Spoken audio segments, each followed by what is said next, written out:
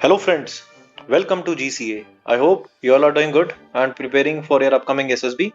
So today's video is regarding the Regiment of Artillery, where I'm going to cover up everything about artillery, like the brief history, the role of the artillery, then the equipments held with the artillery, and finally the modernization plans and the recent procurements in the artillery. And this is my second video in the regimental series. Earlier I had made one video which was regarding the mechanized infantry regiment, and after artillery I will make a video on the armored corps, and thereafter we'll cover each armored service step by step. So the regiment of artillery is very close to me because I have spent around 20 years of my life in the artillery regiment because my father is from the artillery regiment.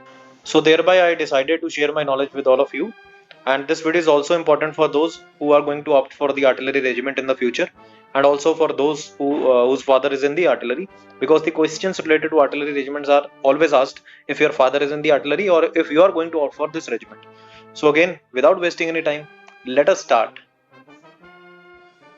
But before moving up to the main content, let us first read about some famous quotes about the artillery regiment, which are quoted by the famous generals across the world.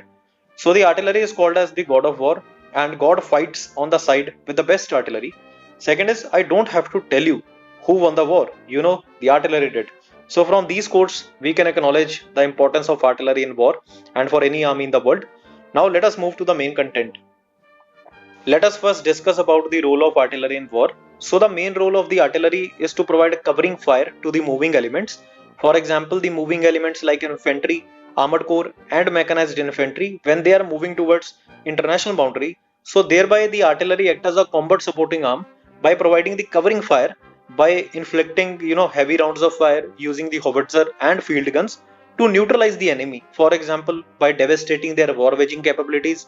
And another role of artillery is they engage enemy at a very long distance. For example, they are not in direct contact to the enemy, but they engage enemy up to a distance of around 40 kilometers. And second role of artillery is to suppress the sound of moving elements. For example, when the tanks and the BMPs are moving, so the sound generated by the tanks and the BMPs is heard by enemies. So thereby the firing by the artillery, it suppresses the sounds of the moving elements. So that is the secondary role of the artillery. Now let us discuss some basic facts about the Indian Regiment of Artillery. So the Regiment of Artillery found its origin back to the Royal Indian Artillery of British Indian Army, which itself traces its origin from the Bombay Artillery on 28th of September 1827. So the Bombay Artillery was founded on 28th of September 1827, and this 28th September in every year is celebrated as the Artillery Day, often called as the Gunners Day. And in 1994, the Regiment of Artillery was bifurcated into the Army Air Defense and Artillery Regiment. Like there are different regiments under the artillery, for example, Missile Regiment, Field Regiment, and Medium Regiment, which we are going to discuss later in the video. And there is one portion of artillery regiment which is called as the self-propelled artillery. So in 1994, the self-propelled artillery was converted into the new arm which is called as the Army Air Defense. And the training center of artillery is called the School of Artillery, which is in Devlali camp, a deterrent against the enemy, and it provided support to the infantry, and also the by inflicting heavy casualties, it destroyed the bunkers and the war waging capabilities of the Pakistani army. And the field guns which were used by the Indian Army include the indigenously developed 105 mm Indian field gun Mark 1 and Mark version 2. And second is we used Bofors, which is of Swedish Bofors, which is called the FH, which is the Field Howitzer 77, so which played a major role. Now talking about the weapon system, earlier the artillery used cannons and canister guns in the medieval times. For example, there are numerous historical forts in our country where you might have seen the cannons placed, so that act as artillery for the army during those days. But the present day artillery uses the field guns, howitzers, rockets, radars, and surveillance system. So the artillery basically uses three major types of guns. The first is field gun, the second is howitzer, and third is mortar. So on field gun and howitzer, I have already made a detailed video, and the link is available in the I button. Click on the link and learn about the difference between howitzer and field gun.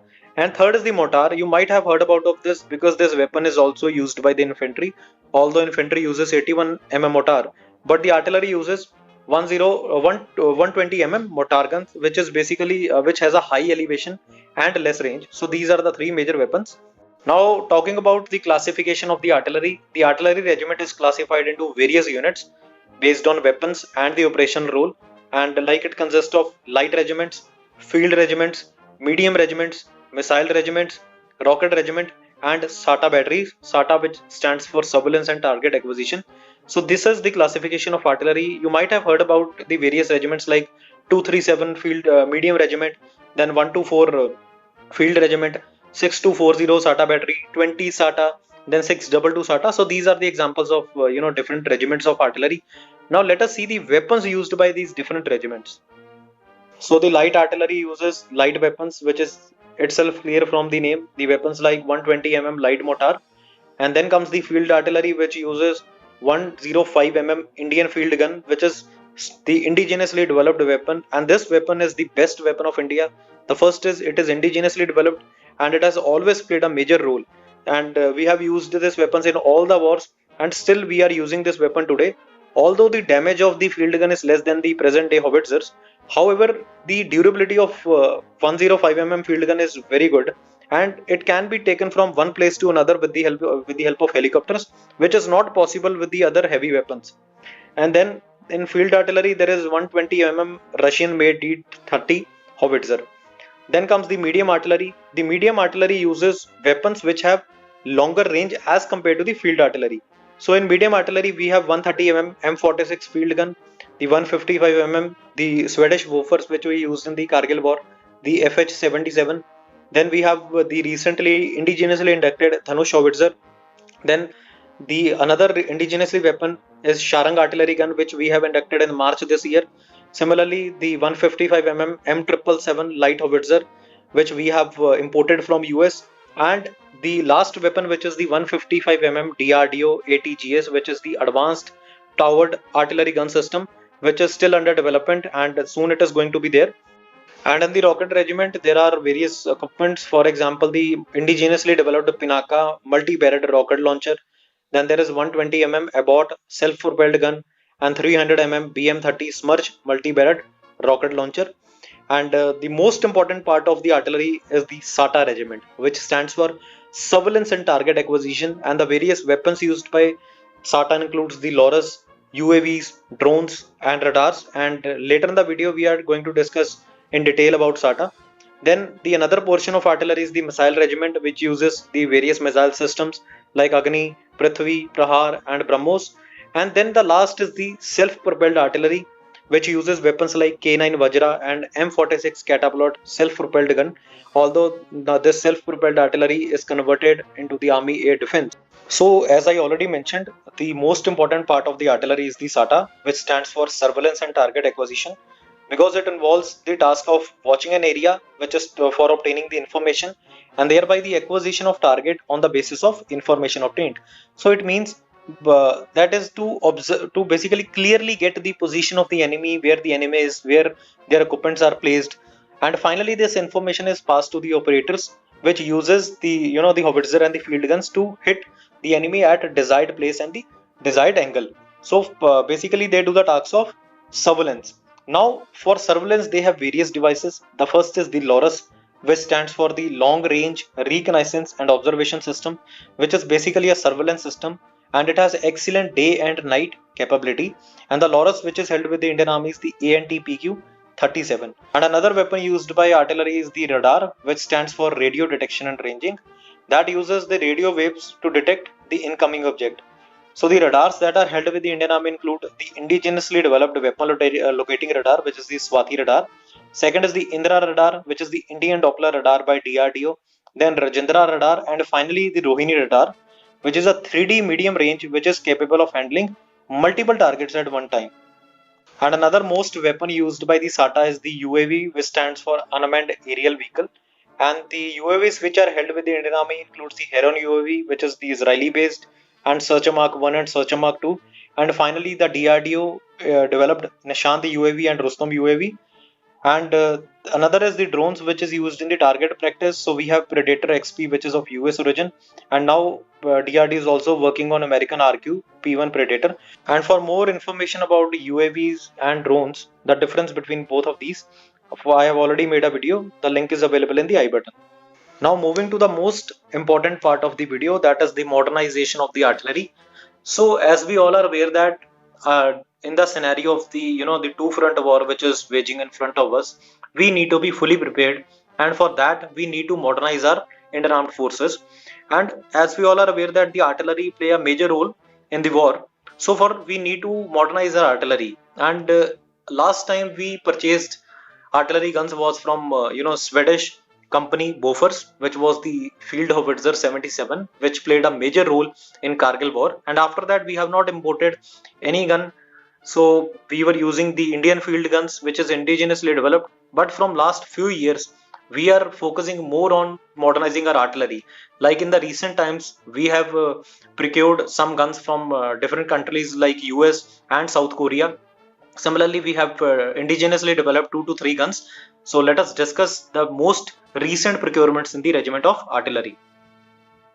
Now talking about the recent procurement, the first is the 155 mm M777 ultra lightweight howitzer guns.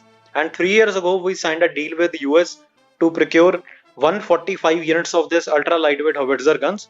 And out of these, 20 are already into the Indian service, and rest 125 will be manufactured in India.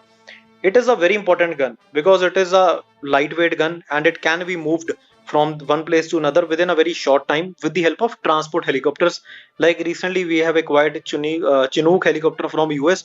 So this gun, in case of war, for example, if the gun is at Pathankot, so we need to move that gun from Pathankot to Kargil sector. So immediately with the help of transport helicopter, as this is a lightweight gun, we can move this gun within a very short span of time. And this gun has a range of 30 kilometers. The second procurement is the 155 mm Dhanush howitzer, which is the indigenously developed gun, and this is the first indigenously developed artillery gun in India, and it is also called as Desi Bofors. The best thing about Dhanush is that we have not imported any part of this from any other country, and it has a very long range. That is, it has a 38 kilometers range, which is more than the M777 ultra lightweight howitzer gun. However, it is heavier than the M777 howitzer guns, and the Indian Army has ordered a total of 114 pieces of Dhanush howitzer gun, out of which 18 are already into service. The third is the 155 mm Sharang artillery gun, and recently we have inducted this gun into our service in the month of March. And this is not a complete indigenously developed because we have upgraded the Russian model M46 gun. Earlier, the range of Russian gun was around 22 to 23 kilometers, but the upgraded version, which is the Sharang artillery gun, it has a range even more than the Dhanush howitzer gun, and it has a range of 39 kilometers. Then the next is 155 mm K9 Vajra T self-propelled gun. So this is a part of the self-propelled artillery, and it is a heavy duty gun. It is like a tank, the tank mixed with the artillery guns. It has a range of 28 to 30 kilometers, and recently we have inducted this gun also. So the photo you can see. So this is all about the recent procurements in the artillery.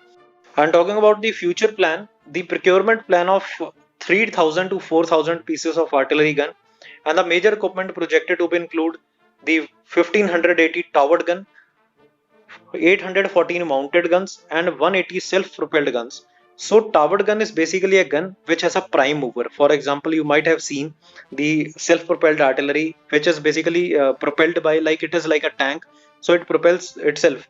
But in case of towered artillery, there is a need of prime mover. For example, like sometime it is carried by the trucks, and sometime there is a hydraulic system attached with the tires which carries the gun. So that is called the towered artillery gun. So this is about the future plan of the artillery, and in the coming years we are going to procure much more in the efforts of modernizing our Indian Army.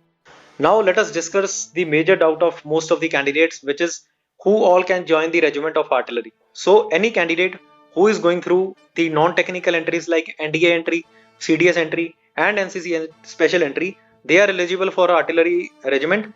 Whereas in case of technical entry, although they are mostly preferred for the technical branches, however, if their merit is high and if there is a vacancy in the particular regiment, then they are allotted this artillery regiment. And yes, from last many years, the technical graduates, they are opting for artillery regiment, and it is a reality. But the thing which matters is the vacancy. There needs to be vacancy in the particular regiment, and the most important thing is your higher merit. If you have higher merit after the completion of training either at OT or IMA, so you have fair chances of getting your favorite arm. Now let us talk about some interview questions in SSB about the artillery regiment. So if you are going to opt for the artillery regiment, or if you mention that your father is in the artillery, then questions related to weapons can be asked. For example, he might ask you what are the different kind of guns used by the artillery, what is the classification of the artillery, which we have already discussed. Then he can ask about the ranges of the different weapons. For example, he can place a questions like what is the range of Dhanush gun, what is the range of M777 gun. So these kind of questions can be there. So friends, this is all about the Regiment of Artillery, and I have given my full efforts for making this video from my own experience in the artillery area as a dependent.